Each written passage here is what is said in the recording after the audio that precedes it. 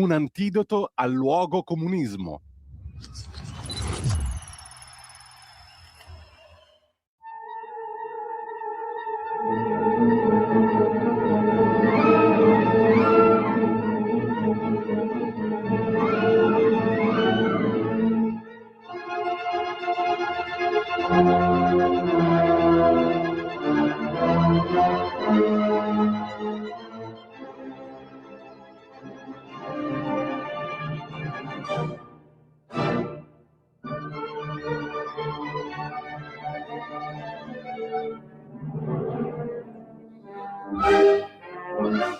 Buongiorno a tutte le ascoltatrici e a tutti gli ascoltatori, ben trovati all'appuntamento fisso, irrinunciabile e imprescindibile del mercoledì, ovvero gli scorretti con il gran maestro Carlo Cambi, che vedo in versione laica, non cerimoniale quest'oggi.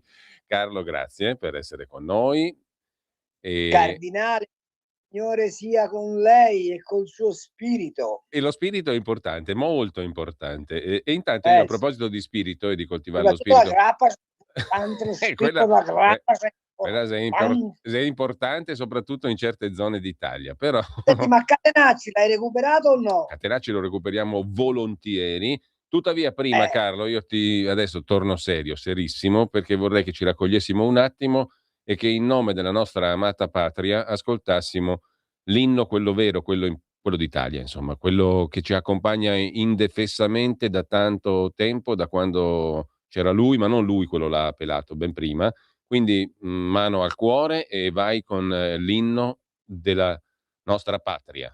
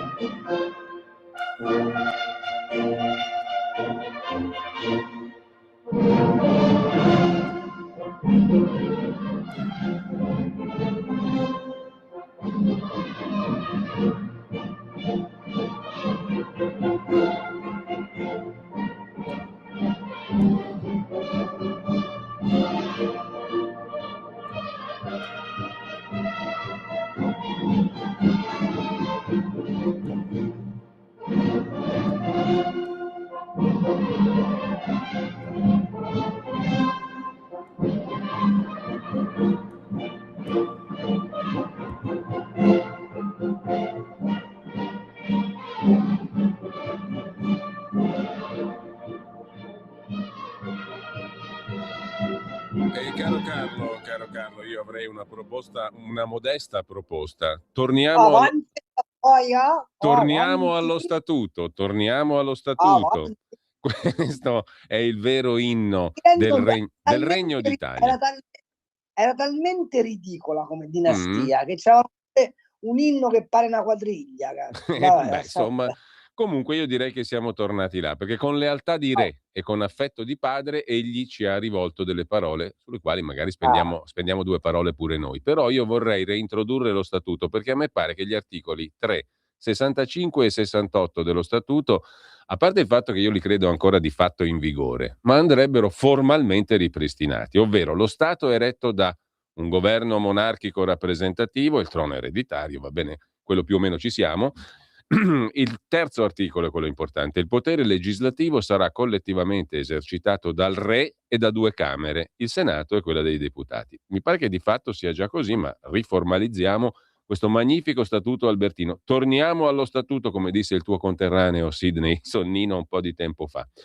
E ripristiniamo anche un altro articolo, il 65, Tucur, era molto più breve, era molto più snello, molto più chiaro. Il re nomina e revoca i suoi ministri. Punto.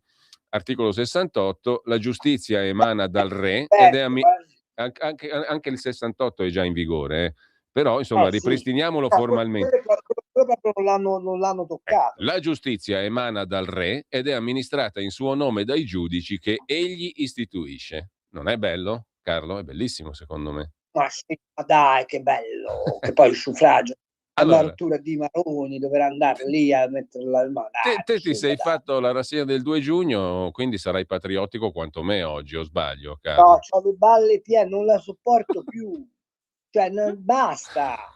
Cioè, articolo 1, l'Italia è una repubblica fondata sul lavoro. E tu vai a vedere Mattarella ieri con chi ha festeggiato, con i saltimbanchi. Con lealtà di re e con affetto di padre, però. Esatto, la Cortellesi ha concionato a reti unificate una che becca i sordi dal fondo del cinema, che non risulta in vita sua aver fatto nient'altro se non la comica di basso profilo e la regista di ancora più modesto profilo, e che campa alle spalle del contribuente italiano, e che abbiamo eletto a Maria Goretti dalla Repubblica. Io non ne posso più, basta. Io ho studiato giurisprudenza, ma hanno insegnato altre cose all'università. Perfino il nostro Io sono amico, perfino il nostro io amico, sono repubblicano, ma nutrito a Mazzini e Cattaneo, cioè voglio dire, no, basta, non ci perfino, sto più. dicevo Carlo, l'avrei visto, perfino il nostro amico, il camerata e compagno Marco Travaglio, scrive che mai come quest'anno la parata del 2 giugno è suonata così vuota, retorica e ipocrita. Perfino i cavalli se la sono dati alla fuga col pretesto di 2 petardi. Era meglio se si davano a qualcos'altro che invece che alla fuga. alla foga con la quale bisogna La foga, alla foga con alla faga. con la quale bisogna celebrare la C'è la nostra fuga, patria. c'è la foga, c'è la faga, c'è la foga. Però senti, E poi il nostro padre, con affetto di padre e con lealtà di re, ha detto che noi siamo un popolo che arriva dai migranti, dalle migrazioni, quindi ne siamo ma non è felici. vero, ma è una balla Ma l'ha antropologica detto, scusa Carlo, spaventosa. Carlo, non mi fare indispettire, l'ha detto il re, sarà vero, no? Sì, ho capito. Allora, io Con voglio vedere lealtà di padre e domani, con affetto di re, oppure io viceversa. voglio vedere domani se qualche archeologo antropologo di questo paese ha il coraggio di dire a Mattarella che ha detto una puttanata. Ma no, dai. Dopo quello te querela. Perché intanto non sono migranti, casomai quelli che sono arrivati, ma erano tutti occupanti.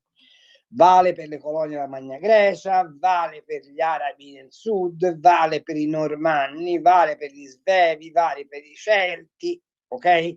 Che sono venuti smembrando l'impero romano. Ma prima dei romani, in questo cappero di paese ci stavano gli Osci, gli Umbri, i Sabelli, gli Etruschi, i Padani, voglio dire, i Veneti. Cioè, c'erano delle tribù paleo-italiche che popolavano la penisola.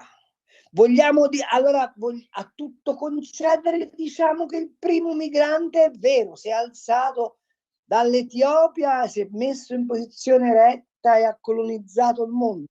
Sì, va bene, ma noi non siamo un popolo che è stato costituito dai migranti, casomai siamo un popolo di immigrati, Ecco, di però migranti, nel Carlo, senso magari che ci sono più italiani fuori dall'Italia di quelli che stanno in Italia, e tuttavia, soprattutto grazie al prego. ciarpame della sinistra noi perdiamo 150.000 laureati all'anno, vi è chiaro, sì o no? Basta con sta retorica dei migranti, hanno rotto le balle. C'è una cosa solo da fare, la pianificazione di flussi che dice facciamo entrare regolarmente la manodopera, speriamo anche qualificata, che ci serve, e gli altri fuori di ball, ok? Basta. Carlo, però Basta. Sua Maestà ha detto una delle cose ben precise. Io non è che voglio farti il controcanto, però io quando parla il re ci credo. Noi italiani abbiamo fornito seconde generazioni e quelle successive a molti paesi d'Europa e delle Americhe. Quindi conosciamo il problema dell'immigrazione. Non è né nuovo né No, transitorio. dell'emigrazione, no dell'immigrazione, Dell'immigrazione. dell'emigrazione. Il re ha detto dell'immigrazione, quindi a me va bene così. Che non è né nuovo né transitorio, è in fondo anche la nostra storia. Dall'emigrazione con le armi in pugno, come i Longobardi che hanno dato il nome alla Lombardia, a quella pacifica dopo 1000 anni degli albanesi nel meridione d'Italia, ai tanti arrivi individuali nel corso del tempo. Il nostro popolo è il risultato di tanti apporti e il risultato finale, questa storia, non ci dispiace affatto. Anzi, siamo orgogliosi del popolo italiano. Per questo non consideriamo un problema l'immigrazione. Questo ha detto il re. Parola di re con lealtà di padre e affetto di re. Sì, perché i re, 4 ragazzi pakistani bruciati vivi in Calabria. No, ma quella non fa parte della nobile storia del popolo italiano. Ah. È un'altra cosa, no? È Sì, criminalità. fa parte della nobile storia del popolo pakistano. Quella sì, è criminalità, è un'altra roba. Infatti. Favorita da che cosa? Dalla storia che dobbiamo essere orgogliosi di essere il frutto di tante migrazioni, quella roba lì, capito? Della grande Europa, sì, quella che ci fa invadere da pomodori cinesi, dalle fragole marocchine, dai clementini del Marocco e tunisini che abbassano la redditività dei campi italiani, per cui sei costretto L'Europa, a le pigliare Americhe. caporali, i quali caporali però poi oggi non sono più gli italiani, ma sono tutti immigrati che fanno danno agli altri immigrati e via via. Non c'è una riga oggi sui giornali sulle responsabilità politiche ed economiche dell'Europa nei confronti di questa schiavitù che si sta realizzando. Tuttavia c'è molta gioia perché ci hanno concesso, non ho capito bene, di fare degli sforamenti di quanti miliardi sull'energia. No, com'è sta storia, Carlo? Allora, è una gioia fondata, giusta? No, è l'ennesima presa in giro di Bruxelles e mi dispiace che non ci sia il coraggio di dire che dobbiamo mettere in discussione l'Europa e la partecipazione dell'Italia all'Europa, perché il tema vero è questo. Cioè questi ci concedono lo 0,6% di PIL in 2 tranche, prima uno 0,3%, poi un ulteriore 0,3%, che non si è capito se dobbiamo scontare dal SEFE, cioè dagli armamenti o no. In tutto fanno 6,6 miliardi, la prima tranche e 6,6 miliardi la seconda, che possiamo usare soltanto in investimenti di transizione ecologica. Il che significa che ti danno i soldi oggi per avere un beneficio, considerando i tempi autorizzativi italiani, che non hai se non entro 3 anni, mentre nel frattempo hai ammazzato l'industria e le famiglie, in una situazione europea che nessuno racconta, di surplus di produzione di energie rinnovabili che non serve assolutamente a nulla, perché non essendo stoccabili ed essendo che le rinnovabili producono energia soltanto in alcuni picchi, siamo sovrabbondanti, cioè a noi l'energia ci serve di notte, allora l'energia ci serve quando è buio, allora l'energia ci serve perché i data center della famosa intelligenza artificiale la mangiano tutti i santi secondi e noi la produciamo con le rinnovabili solo ed esclusivamente quando c'è il sole e quando c'è vento, va bene? Siccome non abbiamo ancora studiato sistemi di accumulo sufficienti per assorbire tutta la potenza prodotta, facciamo degli investimenti a costo enorme con risultato economico zero. Andassero a informarsi dagli spagnoli, i quali hanno installato una sovrabbondanza di energia prodotta da rinnovabili, che siccome nelle ore di massima produzione è troppa, viene valutata negativamente e non hanno i profitti sufficienti a far stare in piedi le imprese. In Spagna chi c'ha i pannelli fotovoltaici e c'ha le pale eoliche sta fallendo, come succede ai passerotti quando si apre la caccia. È chiaro o no? Cioè sono delle bufale enormi e ci stiamo facendo prendere per il culo, scusami l'espressione non propriamente accademica, da un'accolta di scellerati che stanno a Bruxelles. Non c'è una cosa che abbia pensato l'Europa che abbia dato un risultato positivo. Io sarò anche scemo, ma siccome valuto sui numeri, i numeri mi dicono che l'economia americana cresce del 3%, quella cinese del 5%, quella indiana dell'8%, quella di tutti i paesi fuori dall'euro cresce, l'unica economia che è inchiodata è quella dell'euro, 0,8%, e dell'Europa nemmeno 1%. Ci sarà qualcosa che non funziona, sì o no? Carlo, torno un pochino indietro, no? Il vicepresidente della Commissione europea, quello la cui azione tu hai tanto elogiato, il vicepresidente Fitto, voleva usare i fondi Ah, di perché esiste ancora? Pensavo che fosse, vabbè, ha cioè, fatto ha dato anche segno di esistenza in vita. ha tuttavia anche avanzato, sempre con lealtà di padre, eccetera, eccetera, una proposta di usare i fondi di coesione europei 30 miliardi. per compensare i rincari dei costi dell'energia.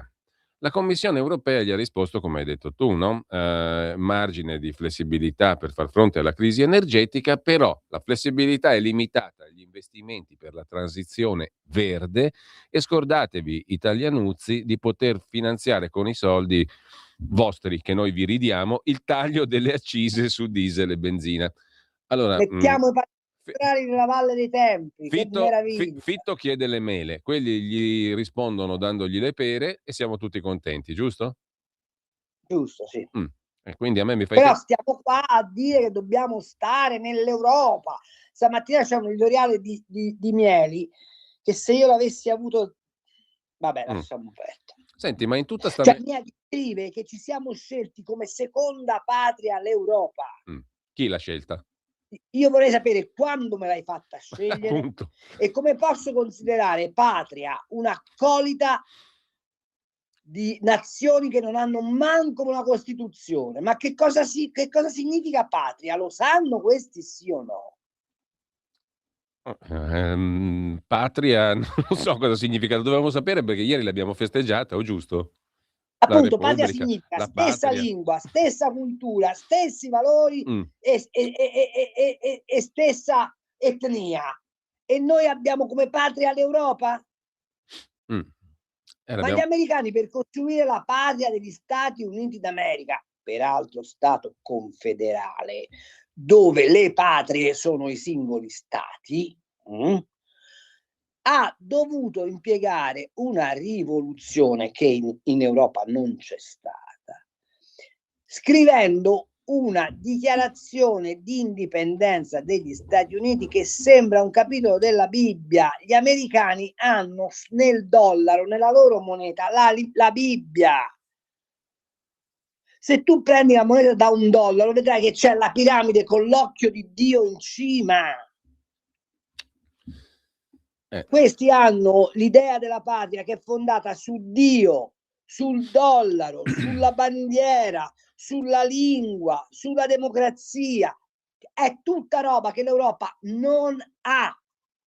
Perché ve lo torno a ripetere per l'ennesima volta, l'euro non è una moneta statale, l'euro è un assegno circolare di una banca privata. E quanto a tutto il resto, mi sembra che non bisogna essere fini Basta politologi e questo per dire storici, che no? non esiste la patria Europa. Cioè, Appunto, diciamo, ma vabbè, che? esiste vagamente una cultura europea molto ramificata, Vabbè, una cultura diversificata. europea, no, fermati, dimmi qual è la cultura No, europea. appunto, ci sono dei capisaldi comuni minimali che possono mettere insieme allora, Kant, devi dire, Kant e Voltaire, li possiamo far camminare di fianco per devi certi dire versi. se tu spiegami, se Magari un ortodosso... Giambattista Vico si fa due passaggi con Voltaire e Kant, magari di striscio, allora, però... il mio mentore Mazzini, quando parlava della giovane Europa, parlava di un afflato comune alla libertà e alla democrazia nel rispetto degli stati sovrani. Tu mi devi dire quale condivisione di valori esiste fra un ortodosso bulgaro, un protestante della Renania, un cattolico italiano e un copto di Cipro. Non a caso ci furono tante belle guerre tra costoro nel corso dei secoli. Comunque, diciamo che la guerra non è una roba bella. Allora, infatti, dove l'hanno trovato il minimo denominatore? Non citando Dio, non facendo la Costituzione. Carlo, sono le 10:00. Cancellando. Sono capito? le 10:01, dobbiamo fermarci per un pochettino, poco, con lealtà di padre e con affetto di re. In quanti ti promettono trasparenza, ma alla fine ti ritrovi sempre con la bocca chiusa e non puoi dire quello che pensi. Radio Libertà non ha filtri né censure, ascolta la gente e parla come la gente. Ehi tu, non trovi più il segnale di Radio Libertà sulla tua radio DAB? Non disperarti, risintonizza! Sì, ma come? È facile, tasto menu, poi scegli il tasto corrispondente alla ricerca automatica dei canali, attendi qualche minuto e tutte le stazioni DAB della tua zona saranno disponibili. Stai ascoltando Radio Libertà, la tua voce libera, senza filtri né censure, la tua radio. Allora, rieccoci qui con Carlo Cambi. Vi ricordo il numero per gli WhatsApp, anche audio, che potete inviare. Il numero è il 340-6709-659. Sto guatando adesso la WhatsApperia e mi pare che ci siano messaggi vari dei quali daremo puntualmente conto. Dopodiché apriremo anche le linee più tardi. Segnatevi, marcatevi giù il numero, lo 02 92 94 7222. Lo ripeto, 02 92 94 7222. Un whatsappando Antonia da Udine. Grazie per averci fatto ricordare che abbiamo ancora una patria e siamo un popolo che potrebbe essere coeso se solo lo volesse. Io presumo che Antonia abbia dell'ironia nel suo parlare. La parata del 2 giugno, un burlone ci manda Mattarella in veste di portiere di calcio che si fa una bella parata, diciamo così. Però Carlo, in realtà è stata una parata tutta di pompe magne, di roba, canale 1, canale 2, canale 3, tutta la Rai spiegata. Mi pare più massiccia dal punto di vista della celebrazione mediatico-patriottica rispetto agli altri anni. Perché secondo te? Perché mi pareva una roba proprio esagerata. Io non ho visto niente, non ho letto niente, non leggo un giornale da non so quanti giorni, però mi pare che c'era tutta una pompa esagerata intorno a sto 2 giugno di quest'anno, no? Perché ti devono convincere che pagare ancora più tasse per armare l'Europa è un nostro interesse, ma mi pare normale, no? Cioè a me quello che io devo dire che ho apprezzato molto che Salvini ieri si sia dedicato a cercare di comporre la diatriba sullo sciopero dei treni e non sia andato. Ma la domanda è, se tu hai una fazione ora ti do una lettura vera delle cose, se tu hai un campo largo dove Schlein e Conte rivaleggiano a tentare di dimostrarsi pacifinti e tu, Sergio Mattarella, insieme a Prodi, insieme al cardinale Parolin, che ieri peraltro ha preso una sdentata sui denti spaventosa, stai lavorando per portare Ernesto Maria Ruffini a Palazzo Chigi e Mario Draghi a Presidente della Repubblica. Che cosa devi fare? Devi costruire un'immagine positiva della nazione che, stando unita con l'Europa, marcia verso un unico obiettivo. Questa è la pompa. Oggi c'è un'intervista al comandante generale dei Carabinieri, che se io fossi un parlamentare del centrodestra chiederei le immediate dimissioni, perché a domanda che gli fa il cronista del Messaggero, qual è l'emergenza criminale latente in Italia? La risposta è i reati ambientali. Non so se è chiaro. Beh, insomma, interessante. Cioè, questo è un paese che rischia, saltato il lodo Moro, di essere al centro del terrorismo internazionale nel Mediterraneo, e il comandante generale dell'Arma dei Carabinieri ti risponde che il rischio criminale latente sono i reati ambientali. Senti, ma noi non avevamo delle belle mafie solide, corpose, efficaci, attive e molto infiltrate ovunque, anche nella borsa di Milano, nella finanza, nell'economia? I cani robot, dall'altra si fanno vedere i missili dell'Italia. con ovviamente bisogno di fare che cosa? Fare catalogo per l'industria delle armi italiane, che Dio ce la mantenga, far vedere che siamo una potenza allineata all'Europa e tacitare completamente la possibilità critica verso queste posizioni.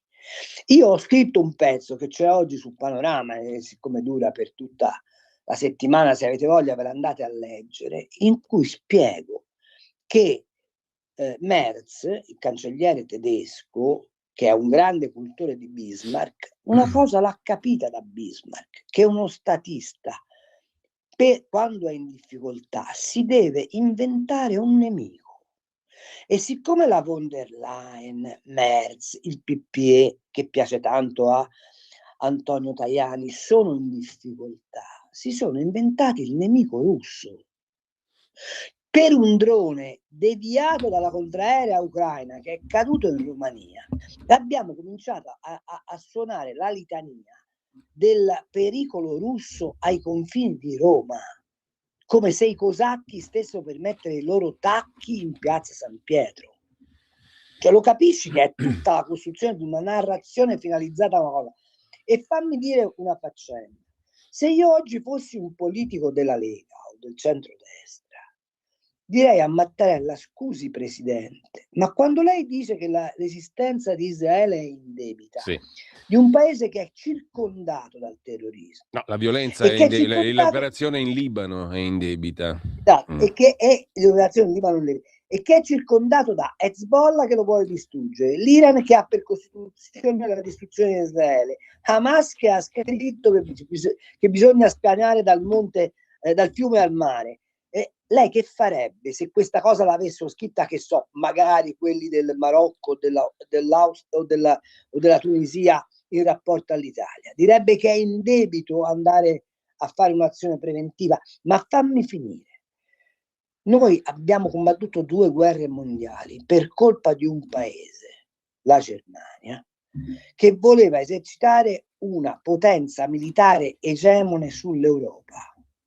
E il risultato, dopo 2 guerre mondiali che sono costate decine e decine di milioni di morti, che hanno sprofondato l'umanità nell'abisso del male assoluto che è stato Auschwitz, abbiamo come risultato che la Germania spende 1.000 miliardi di euro per diventare l'esercito più potente d'Europa, e gli dobbiamo anche applaudire.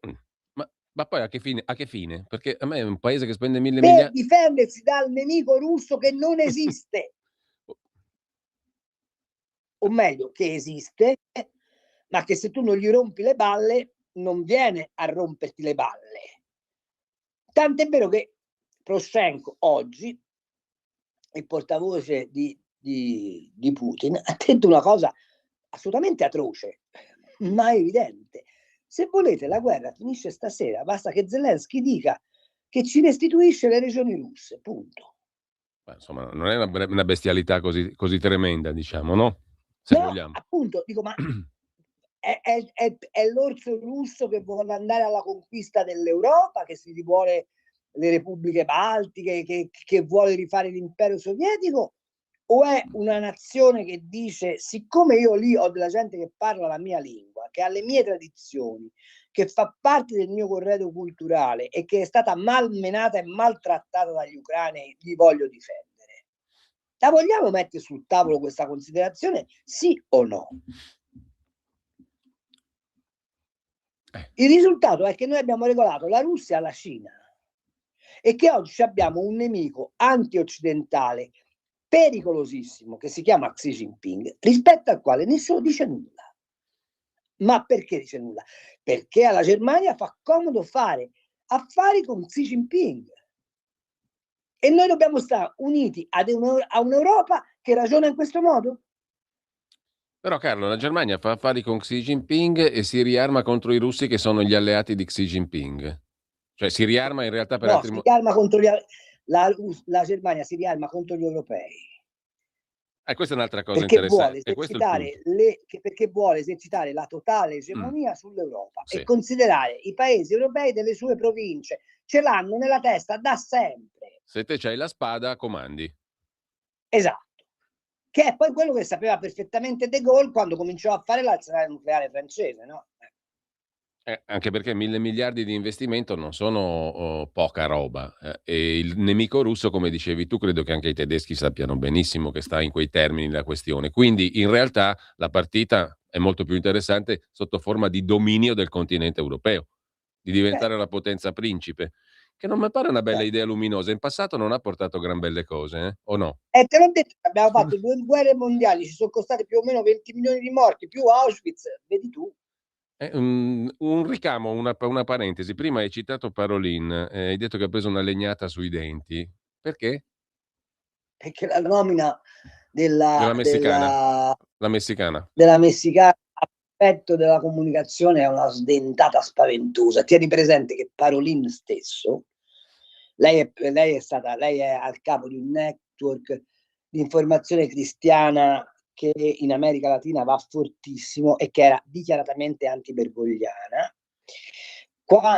Non più tardi di 2 anni e mezzo fa, suggerì addirittura la scomunica per lei, perché continuava a criticare il Papa e diventò ferocissima quando il Papa Francesco, ve lo ricordate, portò la Pachamama, cioè la deità, diciamo, Pangea, degli Indios in Vaticano. Lei scrisse e fece fare dei reportage durissimi sia in Argentina che in Cile che in Bolivia, dove questo culto della Pachamama è in Brasile, dove questo culto della Pachamama è ubiquo perché fa parte delle religioni animiste, criticando durissimamente il Papa.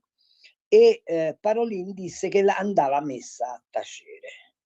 Ora, il fatto che Prevost la nomini prefetto della comunicazione mi lascia pensare che il compagno Parolin non avrà vita lunga come segretario di Stato, cioè come capo della Polizia del Vaticano, ma c'è un altro aspetto che tutti tendono a sottovalutare, che Papa Leone XIV è prima di tutto americano e sa perfettamente che il vero nemico della Chiesa Cattolica e dell'Occidente sta in Cina.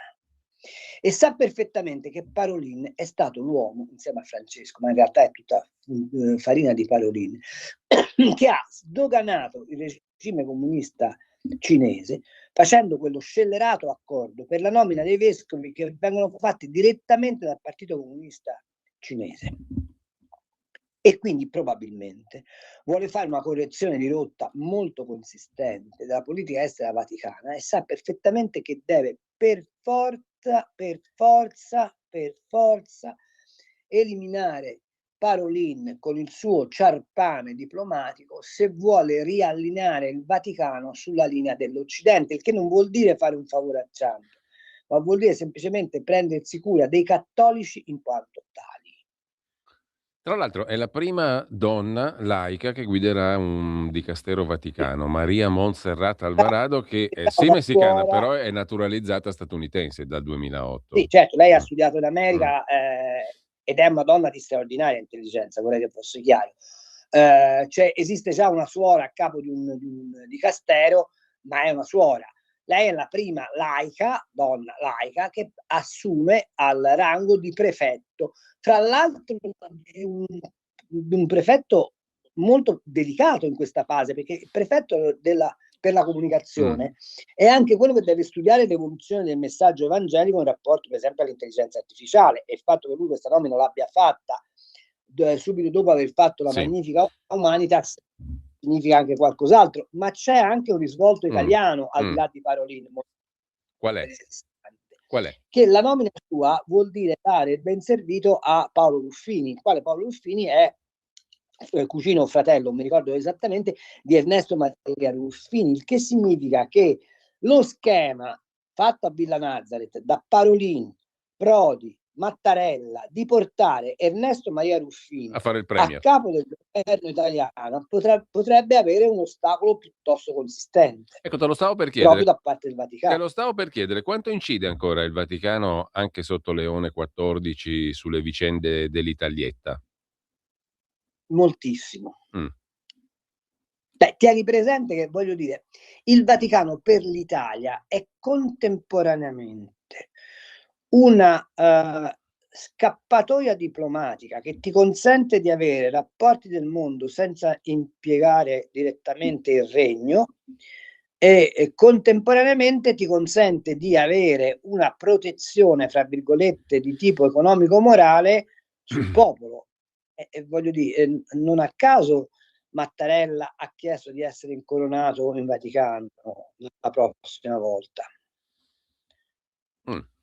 Interessante. Quindi il disegno che tu avevi illustrato, peraltro, che hai richiamato poco fa, e che mette insieme la parte sinistra, diciamo così, del Vaticano con la parte sinistra della politica italiana, forse non è così in discesa. La parte centro-sinistra, perché la Sì, sinistra-sinistra è AVS, Lashline, quella roba là. Sì. Il- Comunque il la mondo variabile prodiano, diciamo, per riassumerlo tutto. Sì, Prodi Zuppi, per capirci, altro sconfitto, tant'è vero che se tu oggi vai a vedere l'Avvenire, la notizia di questa nomina è data in un francobollo piccolissimo, a marcare l'evidente dissenso della Conferenza Episcopale Italiana da questa scelta del Papa, che è una scelta fortissima. Interessante. Venendo ad altre questioni, intanto vediamo se ci sono altri messaggi, te li giro perché sono arrivati nel frattempo. 340 6709 659. Messaggio per il legale dello stragista e i sostenitori di Hamas e dell'Islam radicale che pensano di salvarsi da quello che è il comandamento primo dell'Islam verso tutti gli infedeli. Meditate.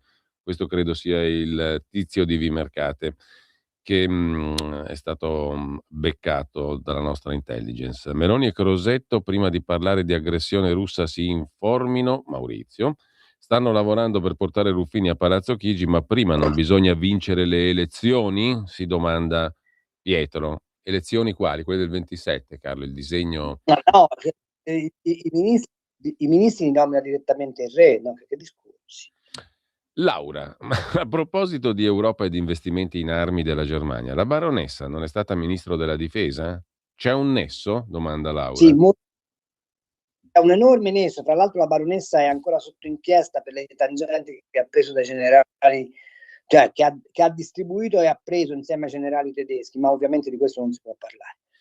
Allora, Gianni da Roma, la Fantapolitica sostiene che il Colle abbia antenne estremamente sensibili e, capendo e temendo lo straordinario fenomeno Vannacci, stia immediatamente attivando il suo estremo potere mediatico per depotenziarlo, sin dalla culla. Da qui parole sull'immigrazione, festicciola con gli italici vippetti di assoluta fede sinistra. Ma si sa, questa è Fantapolitica che addirittura afferma che la vera opposizione al governo Meloni risieda proprio sull'Alto Colle. Ovviamente sciocchezze, o no? Ti domanda Gianni da Roma. No, una parte di sciocchezza è quella su Vannacci, che secondo me ancora... Che Vannacci rischia di essere come Lashline, che non l'hanno visto arrivare. Ma invece sul fatto che l'opposizione vera alla Meloni stia al Colle, e non tanto nella persona di Mattarella, quanto nella cerchia dei consiglieri del presidente, questo è il presidente del sovrano, fate voi, questa è evidente. Carlo, cambio argomento fino a un certo punto, ma siccome vedo in prima pagina, avrai visto anche tu stamani in rassegna stampa ovviamente, sul giornale un titolo, che è il titolo principale, è Tornato il terrorismo, che fa riferimento al 21enne che preparava la strage in quel di Vimercate. Spiegalo al comandante generale dell'Arma dei Carabinieri. Appunto. No, questa cosa qui, io mi sto domandando per quale motivo la nostra corporazione, la congrega dei giornalisti professionisti, ufficiali, dipendenti da testate ufficiali e bla bla bla, abbia mostrato pochissimo interesse per il fattaccio di Modena e per il suo protagonista. Sono state dimenticate tutte quante le questioni correlate a quella vicenda lì in un battibaleno. Mi pare, eh? Nessuno che ha scavato un po' di più, che ha approfondito un po' di più. Quindi risultato netto nell'immaginario collettivo e nella popolazione che non sta a leggere i giornali, a approfondire, a scavare, che non c'è niente da scavare perché non ha scavato nessuno, è passato il messaggio originale. Questo era un pazzo, era mezzo matto, fine. Allora, scusa, io ti faccio notare una cosa. Carlo, ti sei frizzato. Non Ma poteva non esserci, scusami, non poteva non sì, lo esserci so, una ora sto punta cambiando non poteva non esserci una puntata senza senza il frizzo, senza il no? Che freezer. cappero. Aspetta, No, mo te che ora sentiamo, smetti di frizzare il mio frido Ola, alla rete ola, fissa. ola, eccola qua. Vieni. Vedi Te ci quanto sono tenevi. bello nel mio splendore. Allora, se la cosa che è successa a Modena fosse successa a Venezia e invece di essere un italo-marocchino fosse stato un bosniaco, saresti pieno di titoli. Ciao Frida! Eccola qua. Il tema è, siccome la faccenda è capitata a Modena, nella regione che spende più soldi per l'accoglienza ai migranti, siccome il povero ragazzo è italo-marocchino, secondo te si poteva mettere in discussione la narrazione del fatto che la buona accoglienza non produce mostri? Ah, ecco, è No, tutto lì allora il discorso. mi pare evidente. Fedeli alla linea, come dicevano i CCCP. Esattamente.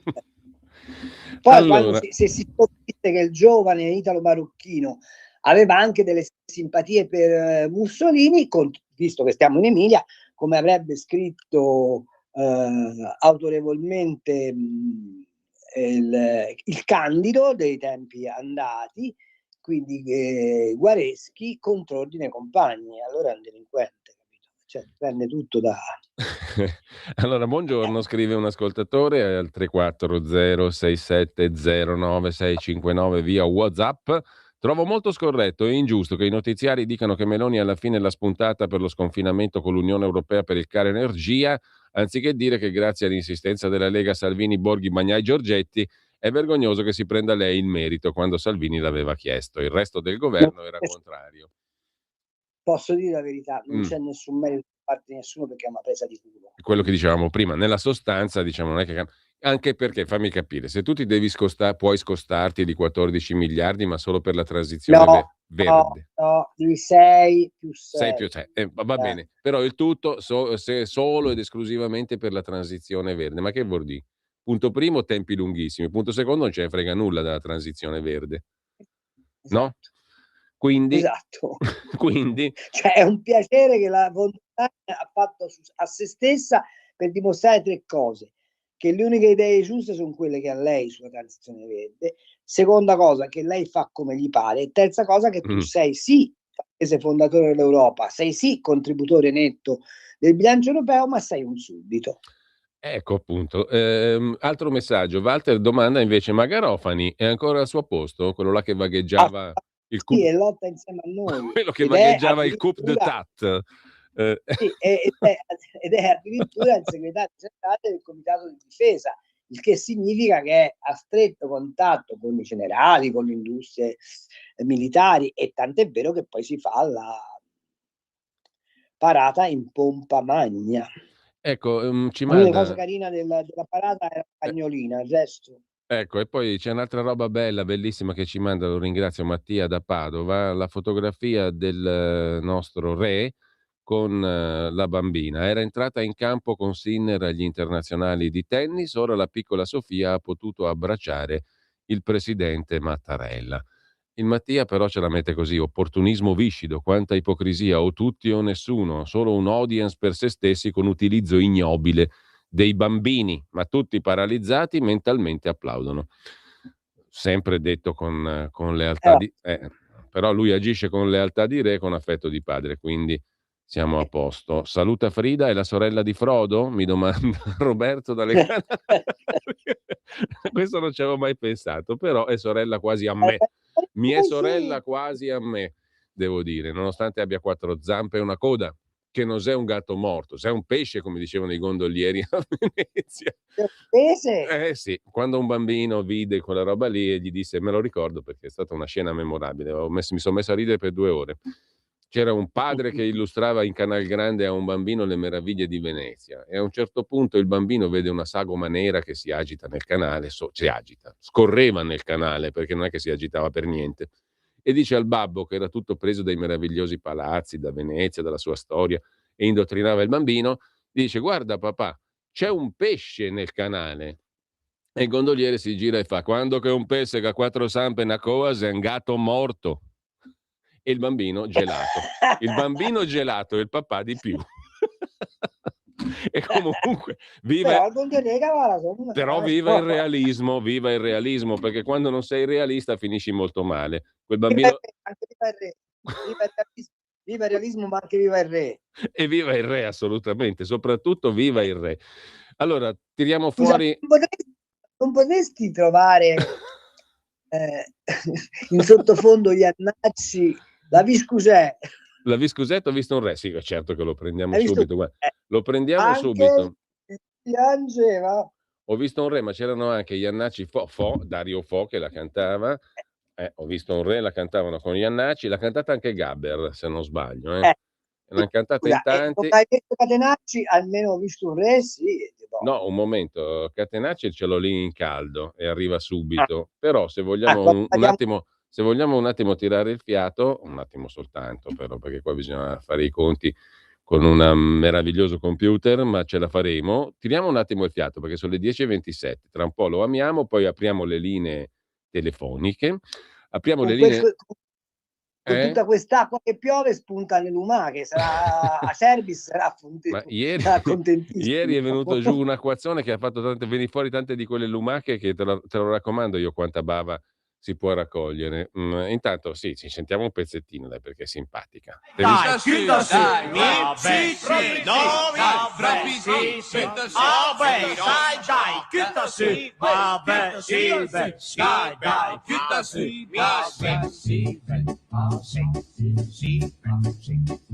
Ho visto un re. Scusa? Ho visto un re. Un re che piangeva seduto sulla sella, piangeva tante lacrime, ma tante che bagnava anche il cavallo. Povero re. E povero anche il cavallo. È l'imperatore che gli ha portato via un bel castello di 32 che lui cena. Povero re. E povero anche il cavallo. Sì che l'abbiamo visto il re, l'abbiamo visto, e per fortuna che egli agisce indefessamente per la nostra patria con lealtà di re e con affetto di padre. A me piace questa espressione qua, adesso la userò per sempre, in tutte le trasmissioni che farò esordirò così. Buongiorno a tutti, vi parla Giulio Cainarca con lealtà di re di questa trasmissione, so il re, so io, e affetto di padre, che non sono padre, non sono mai stato per fortuna mia, ma in senso lato verso tutte le ascoltatrici e gli ascoltatori ormai dopo tanti anni. Mi sento anche un po' padre, devo dire la verità, oltre che figlio. Io mi trovo meglio nel ruolo di figlio, però talora mi trovo bene anche come padre. Dobbiamo... Carlo, non ti sento più, c'hai l'audio, non lo so. Aspetta un attimo che forse è colpa nostra, del mixer. Sì, ti sentiamo benissimo. Però, scusi, ma in quanto lei cardinale è comunque padre spirituale. Certo, questo è vero. Questo è vero. Allora, abbiamo la piccola pausa, lo amiamo, e poi il Catenacci ce lo teniamo per la fine, perché ce ne ha per tutti lui. Non guarda in faccia a nessuno quando parlava dei vecchi politici. A tra poco. Esatto. Vai. Stai ascoltando Radio Libertà. La tua voce libera, senza filtri né censura. La tua radio. Lo amiamo perché ci offre sempre le cose più buone e naturali. Linea Alberto Acerbis. Buongiorno cari amiche, buongiorno cari amici di Radio Libertà da Alberto Acerbis. Se volete prenotare il nostro olio tramite il sito, vi ricordo olioacerbis.com. Lì entrate e vedete la nostra azienda, ma trovate anche nella sezione cosmetica la nostra linea La Bava di Lumaca Rimas. Sono già tantissimi anni, più di 18 anni, che le nostre amiche, in modo particolare in questo periodo, ordinano la nostra crema La Bava di Lumaca. Attenti alle parole, attenti, eudermica e certificata da BioCert Italia come crema biologica. A cosa serve la crema La Bava di Lumaca Rimas della Acerbis? Combatte le rughe, scottature, psoriasi, dermatiti, cuperose, elasticità della pelle, idratazione, scottature, insomma una crema a 360 gradi. ma ricordo crema biologica, l'offerta, siamo in raccolta negli allevamenti convenzionati in questi giorni perché poi le chiocciole vanno a dormire, attenti perché è una cosa davvero fuori di testa. Una crema alla bava di lumache biologiche o dermica Rimas 35 euro, trasporto gratuito, ma 3 Rimas, 3 non hanno scadenza, siete a posto fino a settembre, 79 euro. Chiamate 030 68 40 408, produzione limitata, oppure olioacerbis.com, sezione cosmetica. Stai ascoltando Radio Libertà, la tua voce libera, senza filtri né censure, la tua radio. E allora rieccoci in onda con noi Carlo Cambi, un'altra impareggiabile puntata degli scorretti. Armando Catenacci ce lo teniamo per la fine perché ne aveva per i politici. Devo dire una cosa, Cainari. Mi dica, Gran Maestro. Ogni con la bava di lumaca ogni danno ti si placa. Lui voleva fare la Rimas e io gliel'ho fatta. Ecco, bellissimo, glielo gireremo questo direttamente all'amico Alberto, al grande Alberto Acerbis, e magari ne fa uno spot anche simpatico, un nuovo Secondo slogan. me quello ci fa mangiare Un nuovo bene, slogan che fa rivivere la tradizione del bardo italico. Intanto abbiamo le linee aperte, disponibili, lo spazio libero per le vostre voci vive, 02 92 94 7222.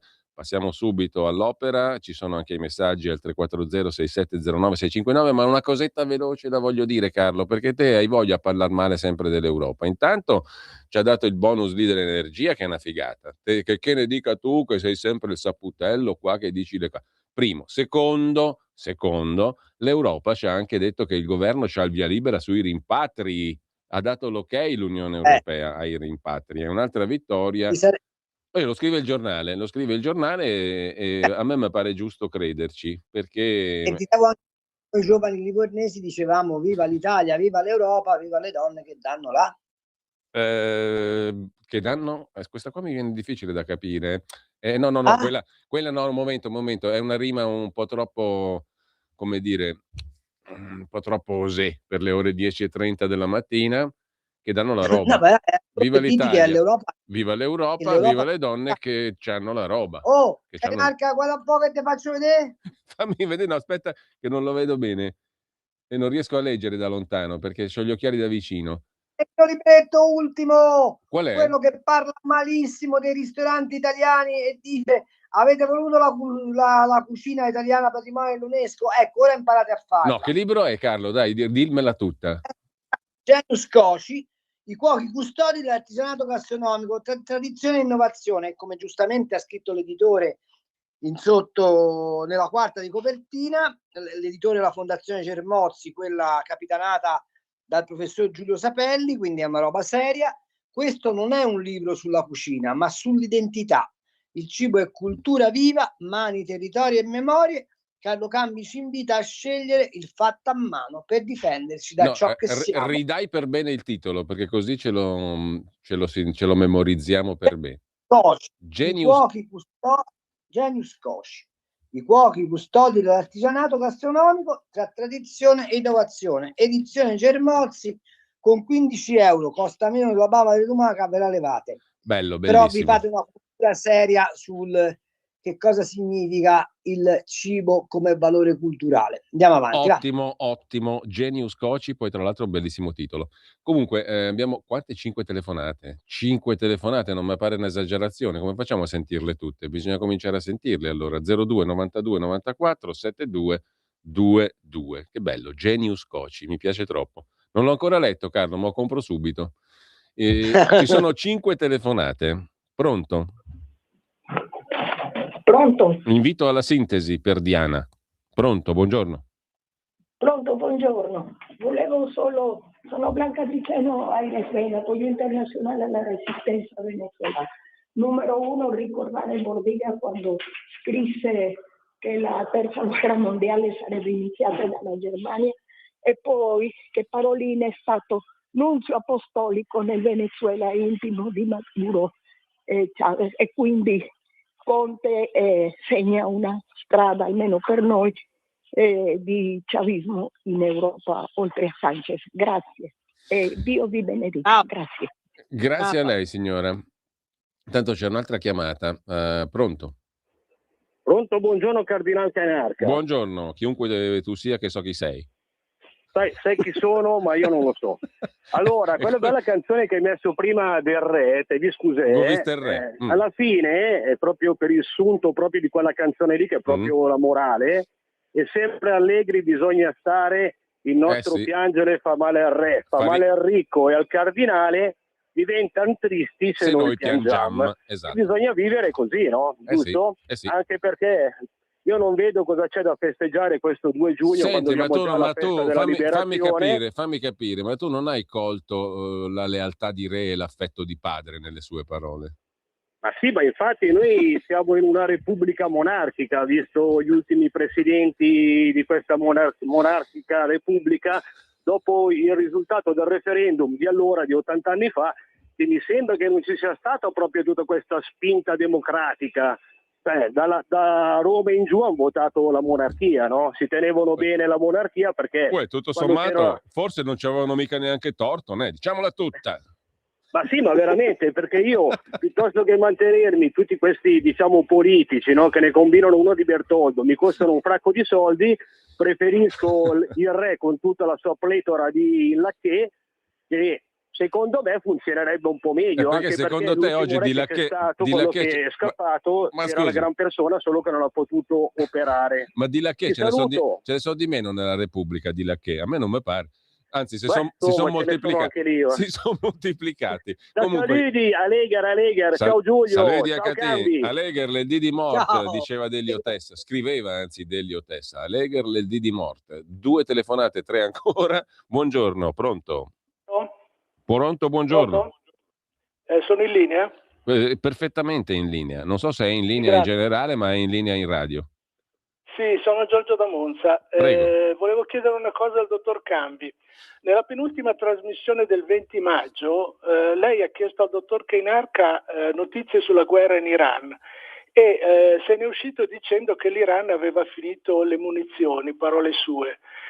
Vorrei sapere da che cosa lo deduce, perché Lucio Caracciolo, di professione analista militare, nella trasmissione Agorà su Rai 3 del 28 maggio ha detto che sono gli Stati Uniti ad aver finito i missili e che per ricostituire le scorte minime occorreranno almeno 3 anni, quindi volevo capire qualcosa.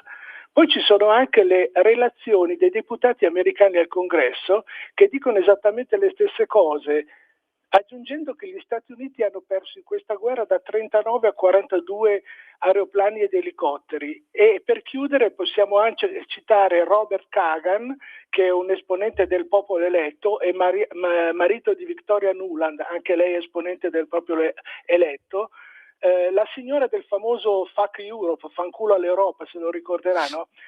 Lui ha scritto, anche lui è un analista militare se non di più, ha scritto che in una lunga relazione che gli Stati Uniti hanno perso la guerra e in nessun modo potranno recuperare. Quindi volevo capire io da dove aveva attinto queste sue notizie che l'Iran sarebbe in braghe di tela. Grazie, buongiorno. Carlo, a te la parola. Guardi, perché l'Iran si sta rifornendo di missili dalla Corea del Nord attraverso la Cina, e visto che lei è convinto che gli americani abbiano perso la guerra, le dico che in questo momento a Teheran non c'è acqua potabile perché non sanno come fare a farla arrivare. Punto. C'è un'altra telefonata. Pronto? Pronto? Pronto, sono Paolo. Prego, buongiorno Paolo. Buongiorno. Allora, io invece volevo dire che ho votato Salvini, ho votato la Lega, però questa volta qua farò fatica perché io avevo l'aspettativa, la riduzione o il blocco dell'età pensionabile, e invece siamo arrivati a 67 e 6 mesi e quindi continuano ad aumentare. Poi, pronto? Posso? Sì. Posso? Prego. Poi mi aspettavo che ci fosse meno caos per quanto riguarda l'ufficio riscossione e le imposte, che ci fosse chiarezza, che si cercasse di mettere un po' mano, perché non si capisce niente. Tu quando paghi delle imposte non sai a che cosa le paghi e di che cosa le paghi, e il resto, la questione della giustizia. È vero che il referendum è andato male e che non si va d'accordo al governo, si capisce, però ritornando al discorso della polizia, in Italia è il paese che ha più poliziotti rispetto agli altri d'Europa, che ha più poliziotti e forze dell'ordine rispetto a tutti gli altri, 600 unità ogni 100.000 abitanti, mentre la Francia ne ha molto meno, la Germania ne ha molto meno, la Spagna ne ha molto meno. Non è il problema di quante forze dell'ordine ci sono. Questo non l'hanno ancora capito, non ho mai sentito una trasmissione che lo dicesse. Ma il problema è che non c'è la possibilità di applicare le leggi per quanto riguarda la punibilità, le punizioni.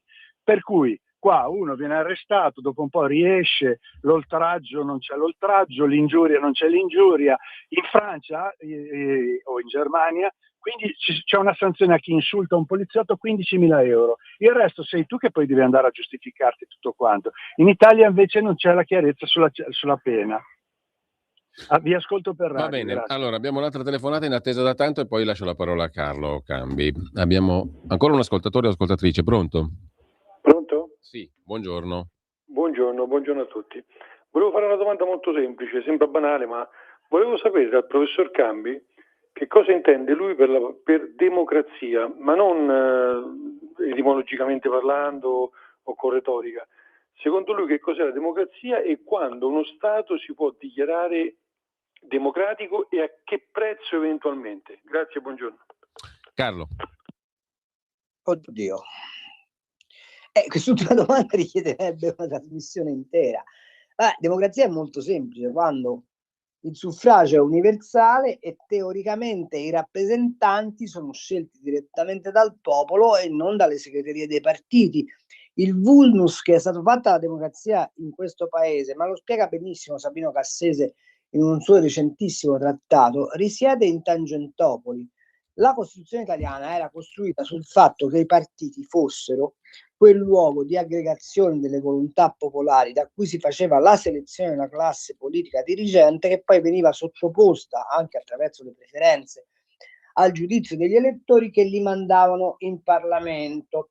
Siccome la Costituzione italiana è figlia del superamento del fascismo, i costituenti hanno volutamente costruito un Presidente del Consiglio debole, pensando che questo Presidente del Consiglio debole non acquisisse mai, come è successo con Mussolini, un potere assoluto, e hanno imposto un'interdizione del Parlamento, mettendo in capo al Presidente della Repubblica delle prerogative che nessun Presidente della Repubblica in nessuno Stato democratico ha, per esempio quella di scegliere lui i ministri. Voi sapete che un ministro, una volta nominato, non può essere revocato dal Presidente del Consiglio, ma deve essere casomai revocato dal Presidente della Repubblica, al quale presenta le dimissioni.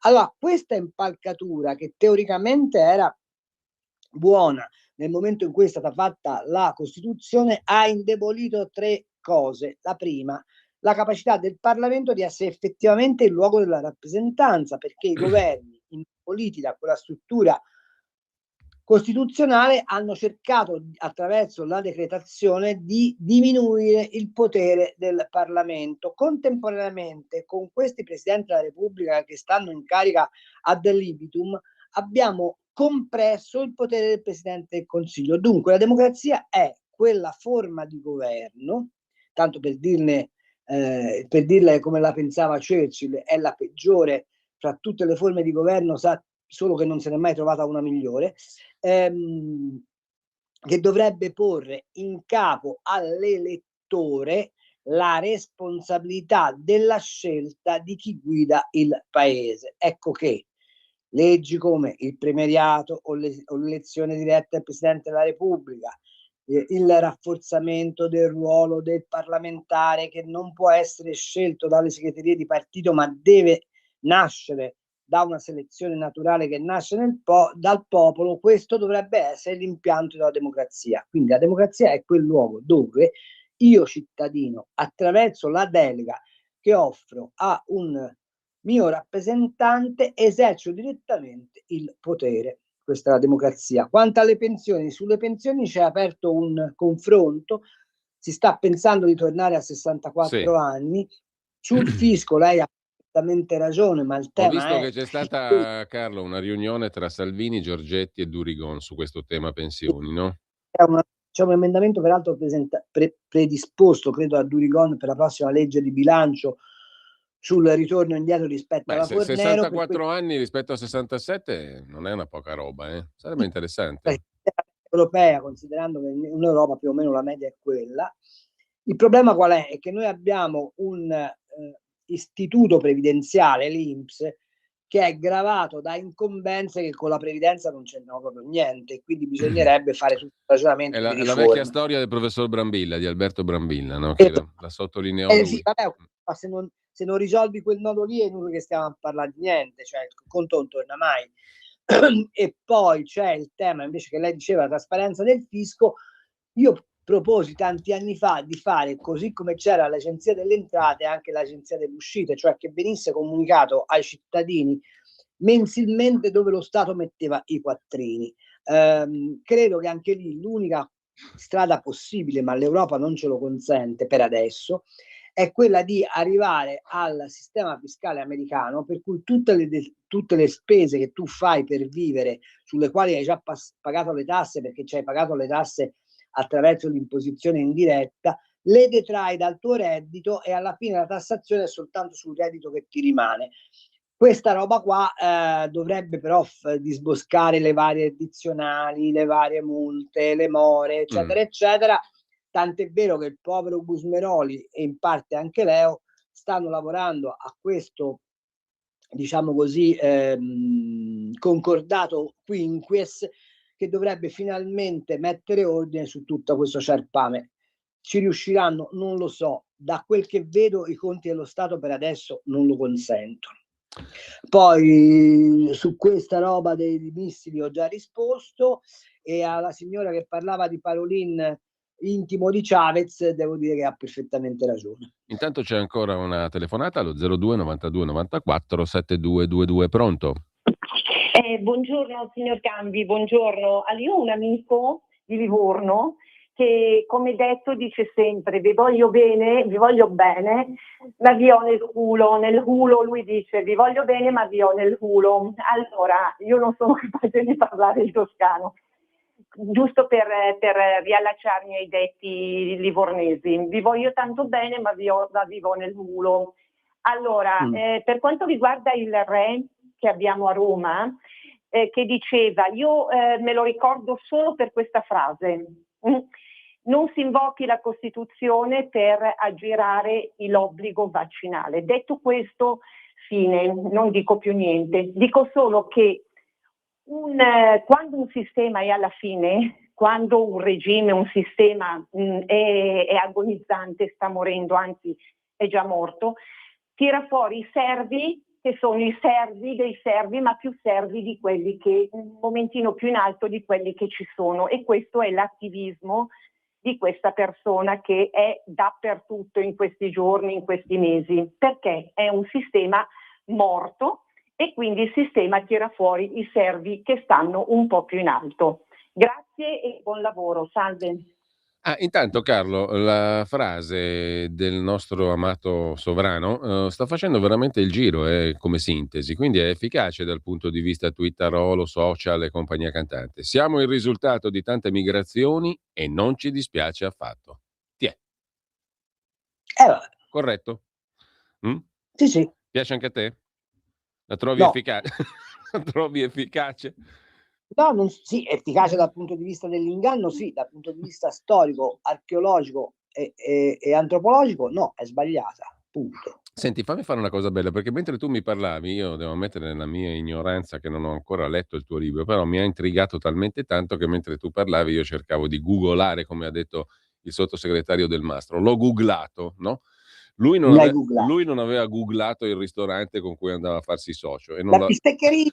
la bisteccheria, e non l'ho googlato, quindi non sapevo che era un mafioso. È così, capito? Succede anche così. Se non lo googli non puoi scoprire che era un mafioso il tuo socio, la figlia del tuo socio. Comunque, al di là di queste minuzie, delle quali non ci interessa, casomai se le cura il pretore, mi piace questa frase che tu hai tirato fuori da Jean-Anselme Brillat-Savarin, che ragazzi era uno forte. Io avevo preso anche un libro di questo qui, non sono mai riuscito a leggerlo, mea culpa, ce l'ho là ancora tutto bello nuovo, nuovento.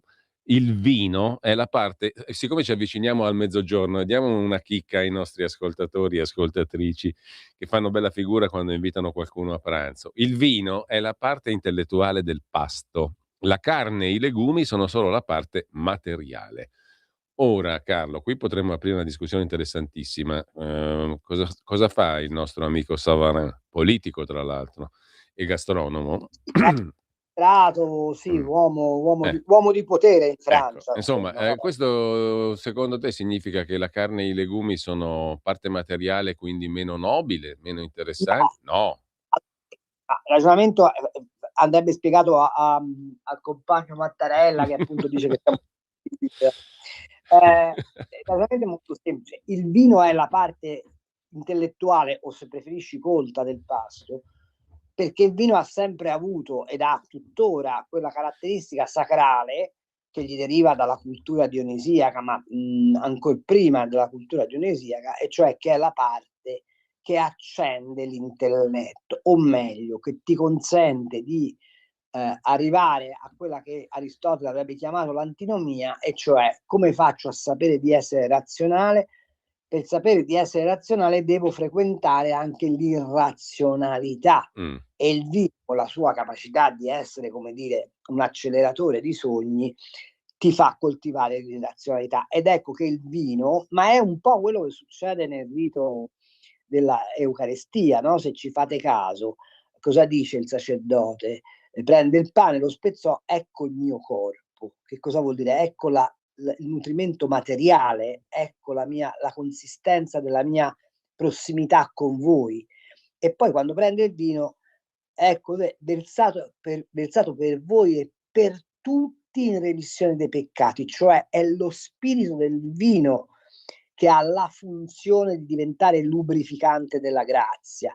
Da questa come dire, ritualità cristiana, che peraltro si rifà alla ritualità dionisiaca e bacchica, si deriva il fatto che il vino è il costituente della parte spirituale del nostro modo di stare insieme, della convivialità e del nutrimento. Da qui la frase di Brillat-Savarin.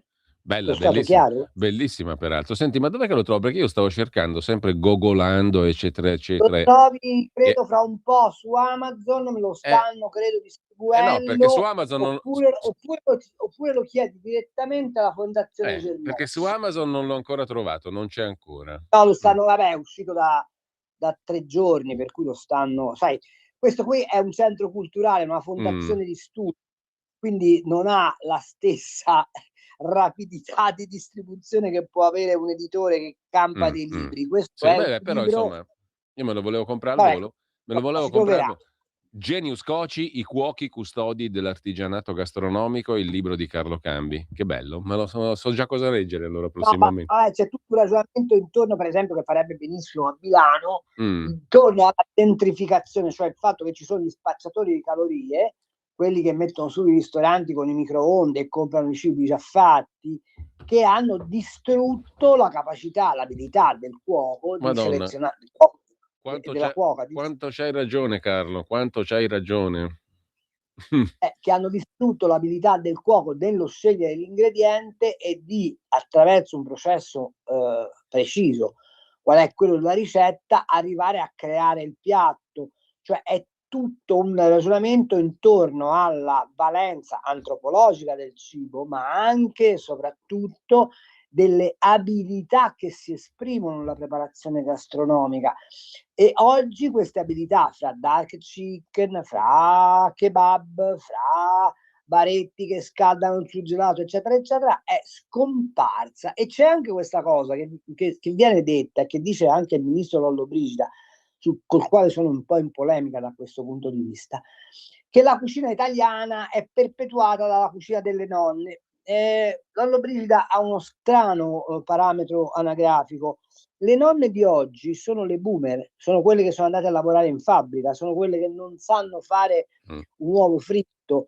Quindi quella cucina delle nonne a cui noi ci riferiamo, delle bisnonne, casomai. È la cucina delle bisnonne che però, essendosi interrotta, per esempio con la deportazione che c'è stata in epoca di superfetazione della produzione industriale, c'è stata quell'interruzione di trasmissione del sapere collettivo, e quindi è difficilissimo recuperare l'origine gastronomica di queste cose.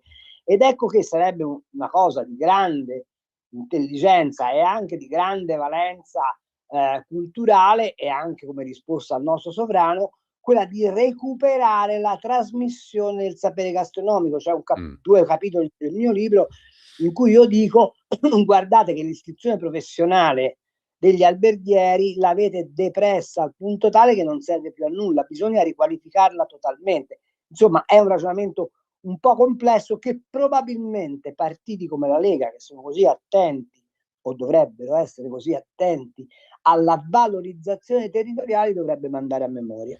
C'è Alberto da Colnago che ci scrive: la spiegazione che ha appena dato Carlo Cambi sulla questione del vino dal punto di vista culturale e intellettuale è meravigliosamente semplice e vera. Complimenti, scrive Alberto da Colnago.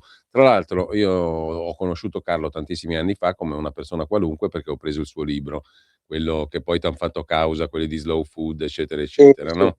Che era talmente bello, brillante, eccetera, che io mi sono innamorato di Carlo prima di conoscerlo, leggendo quello che aveva scritto, ma perché anche proprio attraverso, ma tu hai ragione, e la cosa che Savarin fosse politico o comunque uomo di potere e uomo pubblico e insieme gastronomo ha un profondo significato, secondo me. Adesso parlo da profano, te mi seppellirai, però significa, dal mio punto di vista, che di cittadino comune, di persona comune, che il cibo è veramente cultura profonda. È cultura profondissima, perché è legata a quello che tu introietti fin da quando sei bambino, cioè fin dall'inizio della tua vita, in relazione al territorio in cui sei nato, fondamentalmente. Quindi è cultura profondissima. Ma se tu pensi che uno dei maggiori intellettuali del Novecento, che è Claude Lévi-Strauss, dedica all'antropologia del cibo, in questo suo saggio famosissimo Il crudo e il cotto, delega a questo saggio la spiegazione della evoluzione umana, mi pare sufficiente per sostenere che occuparsi di gastronomia è occuparsi degli uomini. Ma la cosa fondamentale, a mio modo di vedere, è che noi abbiamo sempre trattato la cucina dal punto di vista edonistico, cioè del piacere, del mangiare, la cucina è un'elaborazione profondissima dal punto di vista culturale, perché in realtà non c'è nessun bisogno di cucinare per nutrirsi. La cucina esprime un bisogno culturale, così come non c'è nessun bisogno di andare a teatro. Il teatro a cosa serve? Serve, attraverso la finzione, a metterti in relazione con i tuoi interrogativi interiori. È esattamente quello che Carlo, fa il cibo. È troppo interessante questo discorso, lo riprendiamo quando avrò letto il tuo libro e ne riparliamo, del tuo libro Genius Coci. Intanto c'è Gianni da Roma che dice: ma a me non mi convince che tu parli di quello là che in pochi mesi raggiunge il 5% degli elettori come Ellis Line, che nessuno vedrà mai arrivare. Perciò è arrivato il momento di, per fortuna che c'è lui, Ermanno Catenacci. Grazie a tutti, grazie Carlo, ciao. Ciao Cardinale, alla ma io prossima. sono Ermanno Catenacci. Perché Ermanno? Ma come? Ma lei non si ricorda perché non era ancora nata? Quando? Quando c'era lui! Ma lui chi? Ma insomma... È il duce del fascismo, quando c'era lui! Ma cosa vede? Quando c'era lui era che non si scherzava mica! A parte che quando c'era lui era tutto più allegro, più ottimista! Quando c'era lui non si scherzava mica, sempre uno sbattere dei tacchi, tic tac, tic tac, tic tac, adorate da qua, adorate da là, adorate da su, adorate da giù, e lui sempre in mezzo, granitico, che dà a disposizione la velocità del fulmine. Tu fai questo, tu fai quell'altro, tu vai da qua, tu vai da là. Convocava, scriveva, parlava, telefonava, faceva tutto lui. Insomma, era un momento, ti veniva un groppo alla gola, non si a parlare. E insomma, lui stava sempre lì, sempre a controllare, sempre a guardare. Lui non gli sfuggiva niente, sempre alla velocità del fulmine. Tu fammi vedere cosa hai fatto, fammi vedere cosa andrei a fare, fammi vedere cosa c'è dentro le mani, fammi vedere cosa c'è dentro la saccoccia. Brutto sporcaccione, tu ce l'ho cerchiato, cosa hai fatto ieri sera? Sì, no, aspetta, che pavoretto si faceva. Tu stai zitto, parla quando pissano le galline! Che sei detto? Ma si scherzava bene, come c'è la loro? Ma via come adesso! Ma dove vanno quelli di oggi? Te lo dico io perché quelli di oggi non si affacciano dal balcone! Perché si vergognano! Perché sono piccoli, sono brutti! C'hanno gli occhialini, tutti palli, tutti coi denti gialli, tutti col foglietto. E perché noi, la democrazia, noi fermo, noi andiamo. Ma dove vanno? Tutti i dentacci gialli, tutti palli, per lingua, hai visto quando parlano? Tutti. E poi sputano, quando parlano sputano. No! I giornalisti del telegiornale quando li vanno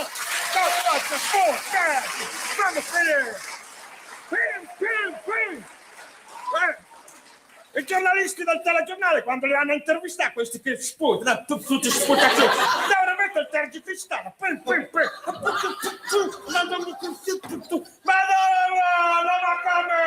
Ma cos'è la Repubblica questa? Questa te lo dico io, questa è la Repubblica dei Pellegrini, hai capito? Ma cosa fa? Ma cosa? Tenga. Ma guarda che gambette, va! Le gambette delle ballerine d'oggi, tutte piccole, macellate. Una volta le ballerine c'erano delle gambotte, delle sangue, una volta una ballerina al gerarca Fabretti gli ha dato una sculettata che gli ha fatto fare. Una sculettata! Gli ha fatto fare 2 mesi di Forlanini, ti saluto,